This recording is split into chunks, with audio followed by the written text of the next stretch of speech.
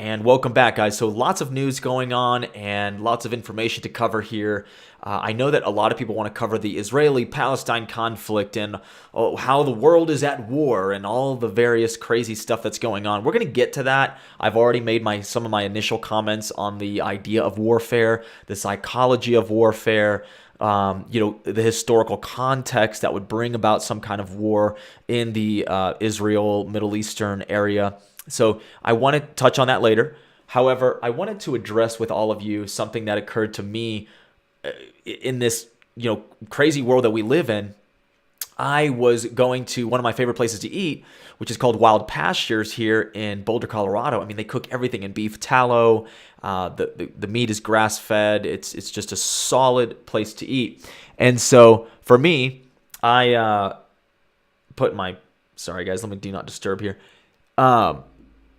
For me, definitely love eating there and enjoy that place quite often. And so I think that overall, as I would go in there, I've always looked forward to talking to the staff, talking to the people who work there, yada, yada, yada. It's just a good vibe for me personally. And so I go in there, do my thing, order, and this woman is sharing with my girlfriend and I, Casey. She shares this information about how Trump is really president and how the military is under control of the country secretly. And she goes on about how the banks are going to collapse, but there's going to be a new currency that's going to come out of it. That's going to be a Trump-backed currency, or it sounded completely insane. Okay, she even mentioned that John F. Kennedy is still alive, and that sometimes he does interviews with a cowboy hat on, with it tilted over his eyes. You can't see his face. And then he does interviews randomly on these little YouTube rabbit hole channels that she listens to. And listen, I'm here taking this all in. But in the back of my mind, I'm recognizing that this woman is 100% a victim of pure psychological operation. This is a pure psychological operation. What we're witnessing is people who believe that everything is okay because the military's got it under control. Trump's president. They saw the presidential seal on his binder when he opened it. It's lunacy. And so I wanted to connect with that because a lot of people who would maybe even tune in or watch, connect with some of the things that I'm doing online and with my podcast, Matrix Breakers, we would go over maybe some conspiracy theories and ideas of the world that maybe are not prone to a lot of publicity. That's the stuff that we're talking about for sure. I'm all about it. However, you would think that someone like me would follow those types of rabbit holes often, when in reality, that is not what I'm cut out to do. I see the purpose of why these fake psychological operations are developed. Essentially, they are made to carry people like this poor woman, who I consider a victim, into these rabbit holes of delusion, utilizing real events, real people, real conspiracies that are actually true, real secret knowledge that's actually true. But then they cook it in a stew of bullshit in order to invalidate the truth that actually is there. They fantasize this reality that does not exist. This reality that the military has everything under control. John F. Kennedy is somehow president. Robert F. Kennedy Jr. is apparently running for it's like you can't get it just right. They use real events, real people to create this false dichotomy. So people who are victimized by it, they're thinking they're listening to these people who are decoding these various messages coming from Qanon. Now, Qanon, the actual poster on 4chan and 8chan, that blog posting Qanon is not as relevant today, okay? However, what it has promoted and created are other influencers in this space on Rumble and these kind of far right corners talking about how they're following planes and they're following the various different things going on inside the military, and they're believing that somehow everything's totally fine, and to the extent that Biden is a complete robot or AI or some shit. This is too far. I am one for the rabbit hole. Trust me. I love talking about truth in history, real things that have really happened, and realities that are portrayed to us that are false dichotomies, just like the mainstream media talking about various things. That's a false idea, a false reality. They create that. They foment violence, racism, chaos. We want to deconstruct the matrix at every level. And it doesn't just mean that we're on the spectrum over here of what I would consider mainstream, talking points, where it's just everything you believe is on CNN, MSNBC, and Fox News, that creates your reality, that drives your motivation, that influences what you know about the world. That's a non-player character. That's an NPC. Just follow along to get along. Yes, that's the Matrix. But the Matrix also is the virus software of, Mr. Smith, right? In the movies, where it's a rabbit hole that takes you down into this complete darkness of information, where they're utilizing some real things mashed in to complete bullshit theories that are not real. And for some reason, it's a lot of boomers who are falling victim to this, everything's fine, the military's under. Nothing's fine. Everything here that we're experiencing within this matrix that we live in, the fight of good versus evil, the spiritual war that we all exist in, it's a day-to-day operation to improve our personal lives, to improve the people around us, and to improve the world by collateral, right? By creating positive changes within ourselves, by creating positive changes within our circle of influence. Not this exporting of our influence into these false rabbit holes that tell us that everything's okay, that nothing that's really a real fight, like the political shit that's really going on, that's a real fight, or that your own personal responsibilities in your life is not a real fight, a real spiritual war, or that we genuinely are under a spiritual and moral and ethical attack in this country. That's real. We have to recognize the dangers that are really happening, that are being covered up by this matrix over here, the mainstream media, and then are being promoted as a good thing on this side of the matrix, which is the spectrum of, just falsehoods, utilizing this idea that everything's fine. So don't go sleep at the wheel. Don't chase rabbit holes realizing that you were wrong. And then what it is it's a double whammy. One, it's taking you down a rabbit hole that's not real so that you can get there and realize it's not real. And then you disassociate from all conspiracies and you end up being, I'm back in the mainstream. See, it drives people back in the mainstream because they don't want to be delusioned. They don't want to have delusions of what they thought reality was, okay? So there's that agenda, but there's also the general idea of discrediting everything that woman was saying at the Wild Pastures restaurant that I was at. Everything that these people who believe in QAnon are saying is discrediting real conspiracies, real truth, real chaos, the real matrix that we are trying to work to deconstruct to help people understand. It's discrediting all of that. It's discrediting all the real truth seekers who are out here trying to discern over information. That's the point of the QAnon concept. It's to discredit everything else that doesn't line up with that reality. Okay? It's taking you back either to the mainstream, or it creates a black pill moment where you're just completely delusional and you completely lose it.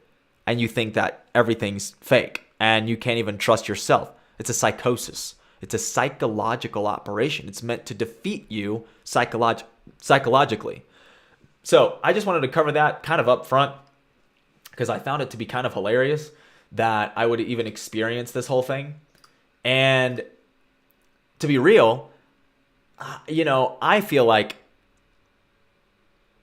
when it comes down to this kind of operation, we have to be real about the situation.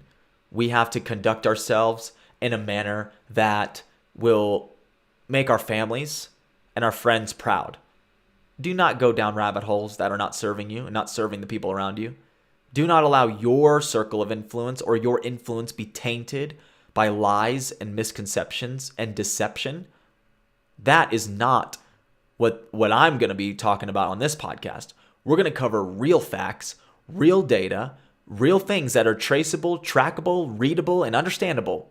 That's what Matrix Breakers is all about. That's what this is really coming to a heed. For everyone to understand the world the way it really is. That's the purpose. So, moving on from that topic, let's get into it.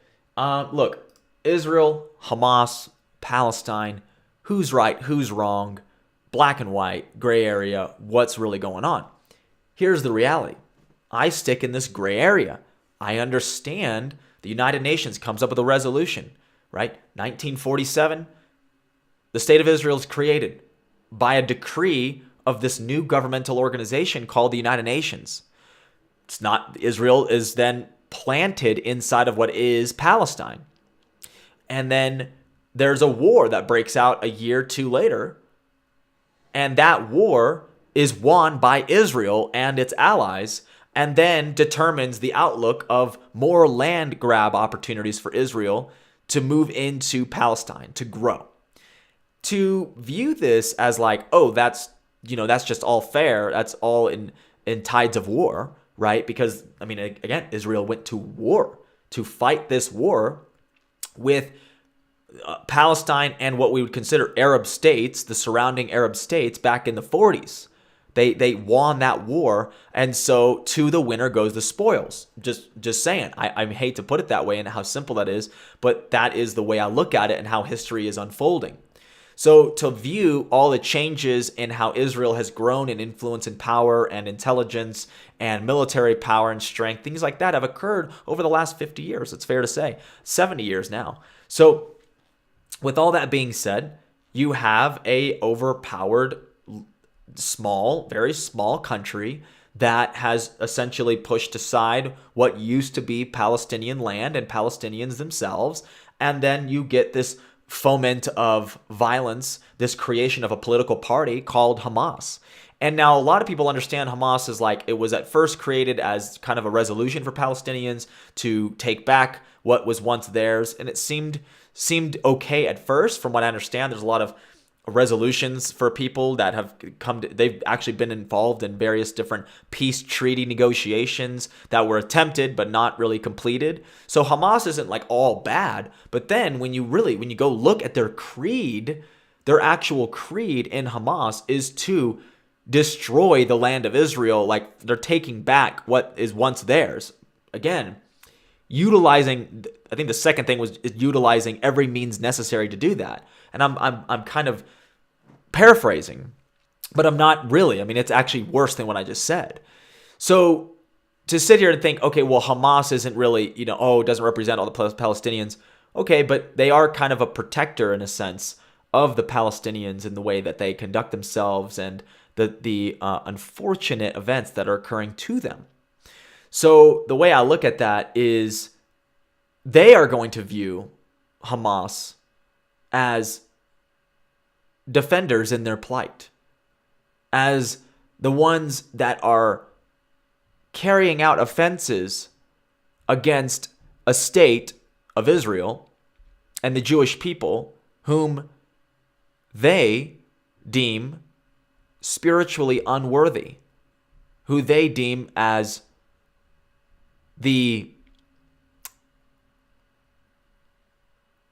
I'm looking for the word. They deem the Jewish people and the Israeli state as the superpower that is taking advantage of them, right? The administrators of evil would be the Israelis in the eyes of the Palestinians. So does kidnapping women and children and executing people and things of that nature justify the horrific acts of discrimination over decades of time of the Palestinians from the Israelis and the Israeli government? Probably not. I don't know. I'm not here to be the judge on that. But what I'm telling you is that we're witnessing a overburdened boil over of a conflict that is 70 years old. This is why history is so important. Historical context allows people to see how things are truly unfolding. Whereas the mainstream media just wants you to have a very limited perspective on what's happening. They just want you to jump in on a black and white decision on events that just occurred immediately. And we have no historical context of what's been going on in the past that led up to that moment. That's the Matrix. Matrix wants you delusionally attacking each other and dividing and conquering. That's the Matrix. Your emotional response to this entire process is controlling who you are. And unfortunately, for a lot of people, whichever side they land on, that becomes their reputation. And your reputation is something that you can't take back. You know, attacking people for things that you cannot control, based on information that you know little about, is going to make a permanent stain on your reputation and how you conduct yourself in social circles and who you are and how you show up to friends and family. Just remember that. These are very important things to understand when breaking news occurs, when a black person kills a white person, when a white person kills a black person, when a Palestinian kills an Israeli, when a Ukrainian kills a Russian, or when a Russian kills a Ukrainian. All of these various different things are outrage, they're horrible, they're evil acts.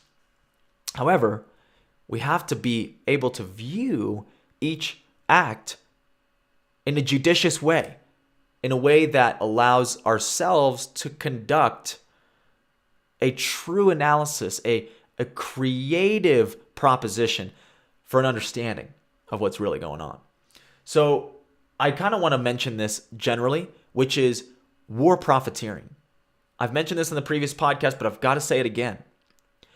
There are large military industrial complex corporations that benefit from warfare. The Speaker of the House, Kevin McCarthy, was just removed as Speaker of the House. It's making history in the United States. Very rare occasion for that to happen, correct? So when you follow that closely, you understand that the funding of the Ukrainian war went out the door with Kevin McCarthy, from what we understand right now. Now, they very easily could vote for funding. Again, I'm not saying it's completely off the table. But war profiteers, they looked at that as a real problem, okay? And they have to go find a new war to fund. They have to find a new war for their product, which is ammunition, artillery shells, energy, oil, weapons, missiles. All of these various things go into warfare. And so what we understand is that the Israelis, they knew this attack was coming. Now, can you see it as a boy who cried wolf? Oh, we know that they might attack, but they don't, did Israelis just question their brazenness in Hamas to actually attack the way that they did? Was Israel just questioning it? Were they doubting the brazen, energy that would even come from Hamas? I'm not really sure, but it's very clear that Israel did stand down to allow this to happen. And so you have to ask the broader question: what does Israel want to do with Iran? What is Israel's goal with Palestine and the Gaza Strip? Is this truly an excuse for them to go in there and completely control the Gaza Strip, which is something that they've probably been wanting, something they've been plotting for this amount of time? Is it that they want a war with Iran, who has been threatening them for now decades, threatening to destroy the entire state of Israel? I mean, Iran and Israel are like mortal enemies, okay? Israel and Palestinians have like a political conflict. Iran and Israel have mortal enemy energy, okay? They want to destroy each other's existence. Iran has spoken of obliterating Israel from the map, okay? Israel has spoken about destroying Iran and how Iran is this threat on a national stage, on an international stage to the world many, many times. And so we have a U.S. carrier group going in right now in the Mediterranean to be right there near Israel. Now, is that very wise? Is that very smart for what's going on? It's the largest group. It's actually the largest aircraft carrier the United States has. Are they going to go in and bomb Hamas and all that? I very seriously doubt it. Will they conduct special operations with Israelis to try and recapture hostages, things like that? Possibly. But I think that the carrier group that's there now in the Mediterranean is leaned more into Iran than it is with Hamas and with the Gaza Strip. Understand that the possibility of war with Iran has always been on the table. And you see a lot of war hawks in both the Republican and Democratic Party talk of Iran in a negative way, like they want to go to war. And the reason why that is because Iran overthrew the Shah in 1979. The Shah was a U.S. government puppet at the time. And later, the U.S. used Iraq to invade Iran and go to war with Iran because of what happened. And there was basically a siege and then a draw between Iran and Iraq because they're always, fighting each other all the time. But what the U.S. did to influence that war is also leading to where we are today, which is Iran is broken away from the world order.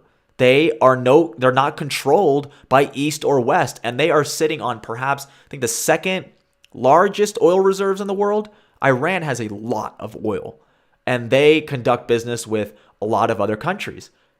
We're also witnessing Russia take sides between this conflict. And how does it match up with Ukraine? Well, it looks like Russia is going to pretty much finish off Ukraine and take control of the Donbass region and Crimea.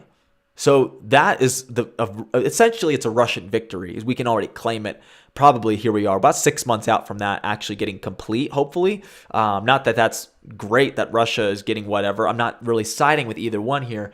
However, I'm saying that the war is probably going to come to an end given that there's no more money in it and that the U.S. involvement is kind of less and less. If we don't have any money and we're not involved and we're not invested, then we're going to end up invested in this Israeli conflict. And a lot of Republicans and Democrats want to go to war with Iran because they are not in the control system of the world order the way that it is.